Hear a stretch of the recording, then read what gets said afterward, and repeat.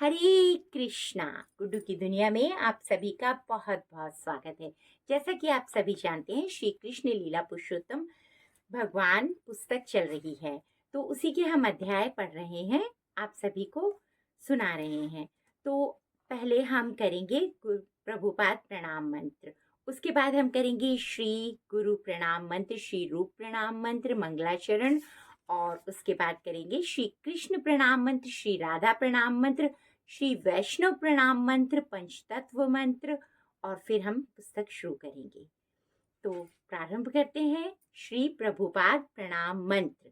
नमो विष्णुपादाय कृष्ण पृष्ठाय भूतले श्रीमते भक्ति वेदांता स्वामी इति नामिने नमस्ते सरस्वती देवी गौरवाणी प्रसारिणे निर्विशेषा शून्यवादी पाश्चात्य देश तारिणे। जय श्री प्रभुपाद की। श्री गुरु प्रणाम मंत्र। ओम अज्ञानतिमिरान्धस्य ज्ञानानञ्जनशलाकया चक्षुर्मिलितं येन तस्मै श्रीगुरुवे नमः। श्रीरूप प्रणाम मंत्र। श्रीचैतन्यमनुवेष्टं स्थापितं येन भूतले स्वयं रूपा कदामहं ददाति स्वप्नकान्तिकम्। अब हम करेंगे मंगलाचरण। वन्देऽहं श्रीगुरु श्रीयुतपदकमलं श्रीगुरुर्वैष्णवांशा श्रीरूपं साग्रजातं सहगणरघुनाथविन्त्वं सजीवं सावधेतं सावधूतं परिजनं सहितं श्रीकृष्णचैतन्यदेवं श्रीराधाकृष्णपादान् सहगणललिता श्रीविशाखाविकांक्षा। अब हम करेंगे श्री कृष्ण प्रणाम मंत्र। हे कृष्ण करुणा सिंधु दीन बंधु जगतपते गोपेश गोपिका कांत राधा कांत नमस्तुते। अब हम करेंगे श्री राधा प्रणाम मंत्र। तप्त कांचन गौरांगी राधे वृंदावनेश्वरी वृषभानुसुते देवी प्रणमामि हरि प्रिया। अब हम करेंगे वैष्णव प्रणाम मंत्र। तप्त कांचन गौरांगी राधे वृंदावनेश्वरी। सॉरी, मैंने राधा प्रणाम मंत्र दोबारा से पढ़ दिया। अब हम करेंगे श्री वैष्णव प्रणाम मंत्र। वाञ्छाकल्पतरुभीष्टं कृपा सिंधु महेवशा पतितनां पावनेभ्यो वैष्णवभ्यो नमो नमः। पंचतत्व मंत्र। श्री कृष्ण चैतन्य प्रभु नित्यानंद श्री अद्वैत गदाधरा शिवासादि गौर भक्त वृंद। हे कृष्ण हरे कृष्ण कृष्ण कृष्ण हरे हरे, हरे राम राम राम हरे हरे। मंत्र बोलते वक्त अगर मेरे से कोई त्रुटि हो गई हो तो प्लीज मुझे क्षमा कर देना। हम सभी जीवन में कुछ ना कुछ सीख रहे हैं, परिपूर्ण कोई नहीं होता, तो अगर कोई त्रुटि हो जाए तो क्षमा कर देना। आपका अपना खुद का चैनल है गुड्डू की दुनिया, आप सजेस्ट कर सकते हैं यहाँ पर कि गलती हो रही है, हम उसमें सुधार लाएंगे। तो प्रारंभ करते हैं आप सभी के लिए श्री कृष्ण लीला पुरुषोत्तम भगवान पुस्तक का 9वां अध्याय। माता यशोदा द्वारा श्री कृष्ण का बांधा जाना।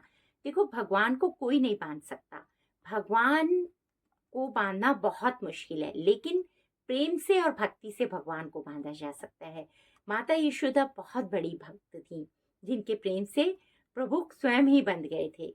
तो हमें वैसे ही प्रेम करना है, माता यशोदा जैसा, श्रीमती राधा रानी जैसा, भगवान शिव जैसा, और बहुत सारे भक्त जो हुए हैं उनके जैसा प्रेम तो हम कभी कर ही नहीं सकते, लेकिन उनके चरणों की धूल के समान तो हम कर ही सकते हैं। तो हमें ऐसे ही प्रेम करना है प्रभु से। एक बार अपनी दासी को कोई दूसरा कार्य करते देखकर माता यशोदा स्वयं दही मथने लगी। दही मंथन करते समय वे श्री कृष्ण की बाल लीलाएं गुनगुनाने और अपने पुत्र के विषय में सोच सोचकर आनंदित होने लगी। दही मथते समय उनकी साड़ी का सिरा दृढ़ता पूर्वक लिपटा था, और जब वे दोनों हाथों से परिश्रम पूर्वक दही मथ रही थीं, तो उत्कट उत्कट पुत्र प्रेम के कारण उनके दोनों स्तनों से, जो दोनों हाथों से परिश्रम पूर्वक दही मथने के कारण हिल रहे थे, दूध चूने लगा।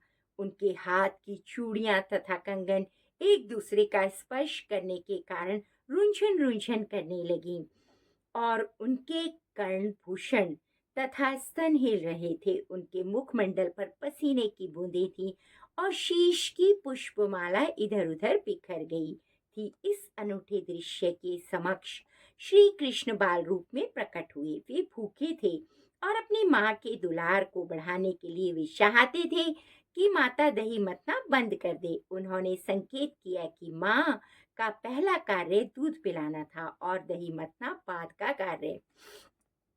यशोदा ने अपने पुत्र को गोद में उठा लिया और उनके मुख में अपना स्तन दे दिया। जब श्री कृष्ण दूध पी रहे थे, तो माता हंस हंस कर अपने पुत्र के मुख की सुंदरता निहारती जा रही थी। अकस्मात चूल्हे पर रखा हुआ दूध उबलने लगा। दूध को गिरने से बचाने के लिए यशोदा तुरंत ही श्री कृष्ण को एक और बिठाकर चूल्हे के पास चली गई। माँ द्वारा इस प्रकार छोड़े जाने के कारण श्री कृष्ण अत्यंत क्रुद्ध हुए, जिससे उनके होंठ तथा नेत्र लाल हो गए। उन्होंने अपने दांत तथा होंठ बंद कर लिए और हाथ में एक कंकड़ी लेकर तुरंत माखन की मटकी तोड़ डाली। उन्होंने उसमें से माखन निकाल लिया और आंखों में कृत्रिम आंसू भरकर वे एकांत में जाकर माखन खाने लगे। इसी बीच यशोदा कढ़ाई से उफनते दूध को ठीक करके पुनः मथने के स्थान पर लौट आई। उन्होंने उस टूटी मटकी को देखा जिसमें दही रखा था।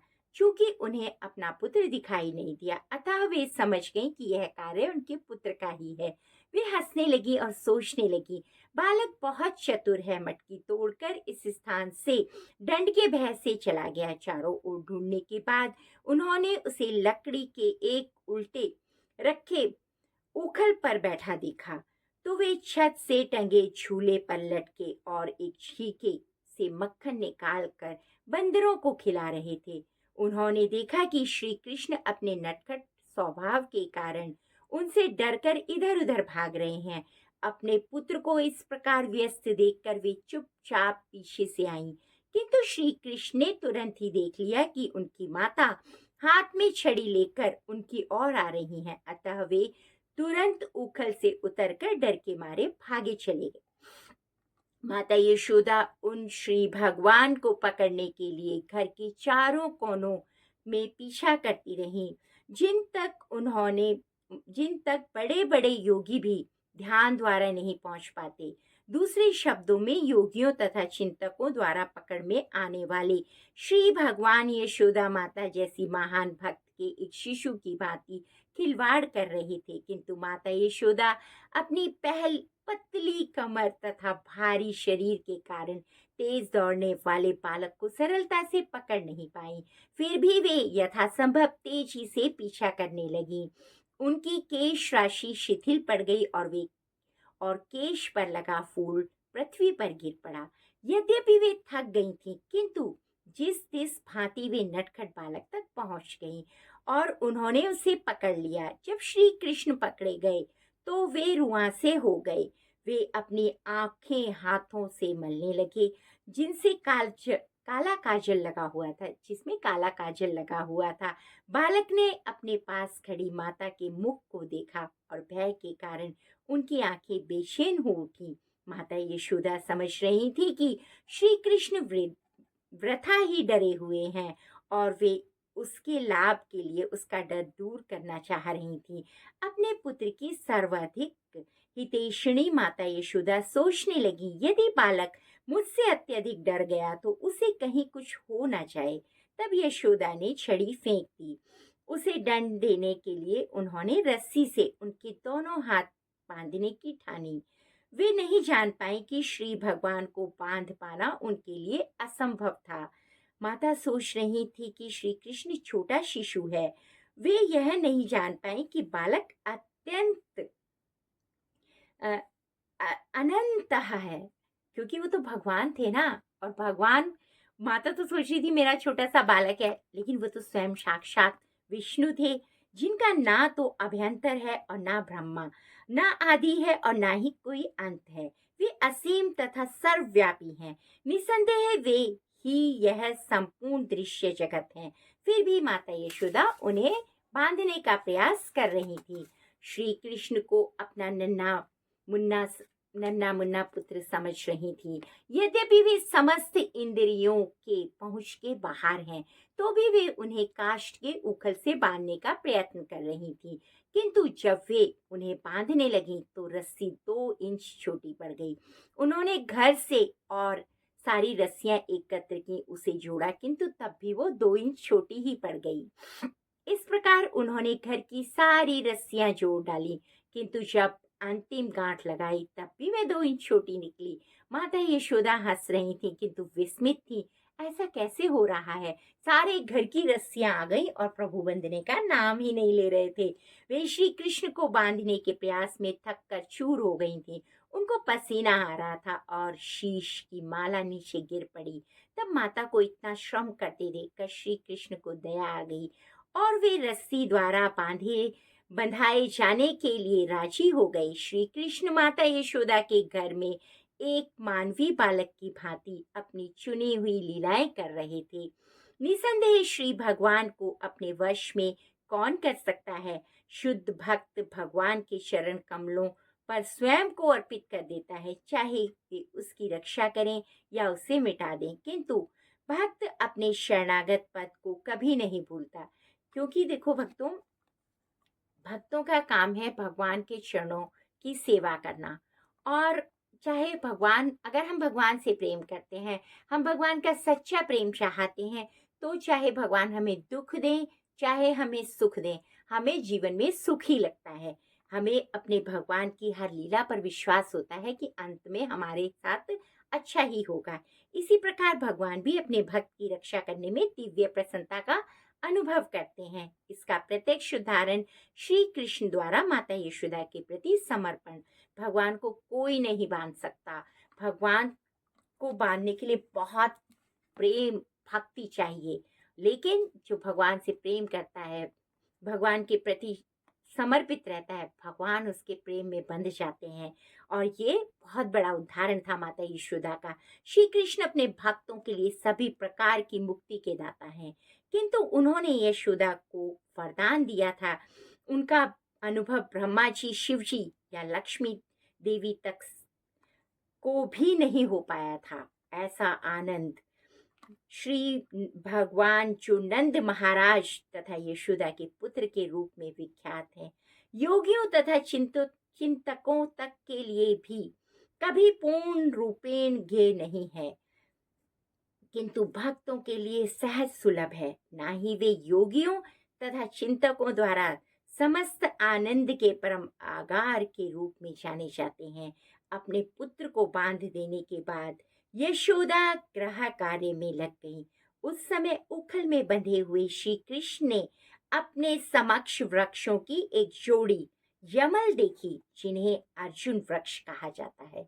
जहाँ माता यशोदा भगवान श्री कृष्ण को बांध रही थी, वहां भगवान को एक और नई लीला भी करनी थी, और इसीलिए उन्होंने देखा कि यहाँ पे तो अर्जुन वृक्ष है। अतः परम आनंद कंद भगवान श्री कृष्ण ने अपने मन में विचार किया, पहले मेरी माता ने मुझे पीने को पर्याप्त दूध नहीं दिया, जिससे मैंने दही की मटकी तोड़ दी थी और सारा माखन बंदरों को बांट दिया था। अब उन्होंने मुझे काष्ठ के उखल से बांध दिया। अतः मुझे पहले से अधिक शैतानी का कार्य, उपद्रव करना चाहिए। अतः उन्होंने अत्यंत ऊंचे वृक्षों की जोड़ी को धराशाही करने का विचार किया। अर्जुन वृक्षों की इस जोड़ी के पीछे एक इतिहास है। अपने पूर्व जन्म में ये वृक्ष कुबेर के पुत्र के रूप में मानव शरीर धारण करके उत्पन्न हुए थे और इनके नाम नल, कुंवर तथा मणिग्रीव थे। सौभाग्यवश इन पर भगवान की दृष्टि पड़ी। अपने पूर्व जन्म में इन्हें नारद ऋषि ने श्राप दिया था, क्योंकि ये मत में चूर होकर अपना कर्तव्य भूल गए थे। किंतु श्री नारद मुनि ने श्राप के साथ यह वर भी दिया था कि श्री कृष्ण भगवान के दर्शन प्राप्त करने से उनका उद्धार हो सकेगा। यह कथा अगले अध्याय में दी गई है। इस प्रकार श्री लीला पुरुषोत्तम भगवान श्री कृष्ण के अंतर्गत माता यशोदा द्वारा श्री कृष्ण का बांधा जाना नामक 9वें अध्याय के भक्ति वेदांत तात्पर्य संपूर्ण हुए। तो भक्तों, आपको हमारी कथाएं कैसी लग रही हैं कमेंट्स में लिखकर बताइए और अपनी हाजिरी प्रस्तुत कीजिए। हरे कृष्ण महामंत्र लिखकर। कथा सुनना भी भगवान के दर्शन करने के समान ही होता है। ये सौभाग्य प्रभुपाद की कृपा से मुझे प्राप्त हुआ है, मैं आप तक पहुंचा रही हूँ और आप भी इसका लाभ उठाइए, अपने मित्रों तक शेयर कीजिए और हमारे चैनल को सब्सक्राइब कीजिए, कथा को लाइक कीजिए और अपने फ्रेंड्स के साथ शेयर करके आप भी प्रचार में अपना हाथ बटाइए। और आप सभी का दिन मंगलमय हो, सभी स्वस्थ रहें, इसी कामना के साथ हम अगला अध्याय लेकर प्रस्तुत होते हैं। इसी के साथ यहीं पर हम इस कथा को विराम देते हैं। धन्यवाद।